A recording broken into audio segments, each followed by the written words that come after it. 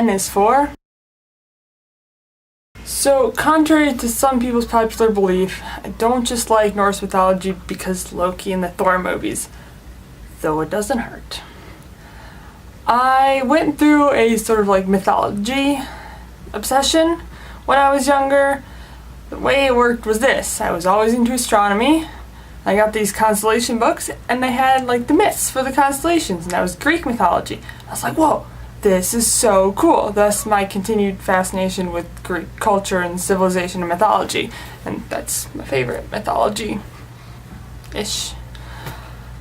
But I also kind of branched out, you know, read some Roman, obviously, read some Norse mythology, which is really cool. And I think what some people don't realize is that Norse mythology is like very similar, and if you haven't read any Norse mythology, one of my favorite book series is, oh gosh, what's it called? I believe it starts with Land of the Silver Apples. I think that was probably my introduction to Norse mythology.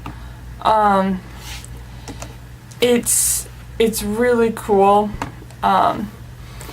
You get a little bit of introduction into how their thing works, and you have like this sort of like life tree, Yggdrasil. I think it's spelled really weird, and that's part of the thing that kind of fascinates me about Norse mythology, is because all their spellings are like weird and everything, but really cool.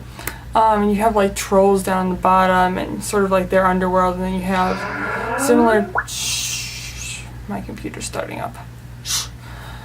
Similar to Greek mythology, you have like the normal heaven, and then instead of whereas in Greek mythology you have like the heaven for the people who have been like born again 3 times, and each time was like a hero. Here you have Valhalla, which is your like hero for your heaven for your like fallen warriors, and it was considered like honorable to die in battle with your weapon in hand, and like if you died without your weapon in hand, you were screwed. The other fun thing about Norse mythology is, of course, you know, the family chaos.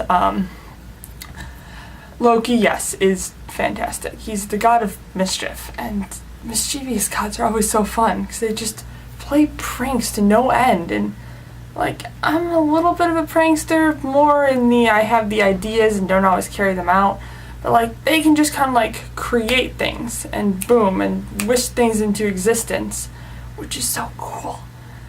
And of course there's always, you know, consequences for that. But like in Norse mythology, Loki will create this problem via being mischievous and whatnot, then he'll end up fixing it, and other people get stuff out of that. There's also similar to Greek mythology, there's a lot of shape-changing mischief, which is always ridiculous to me. Like, why would you randomly turn into a horse? I don't know. So if you haven't read some Norse mythology, go do that, because it's super cool. And I will see you next week.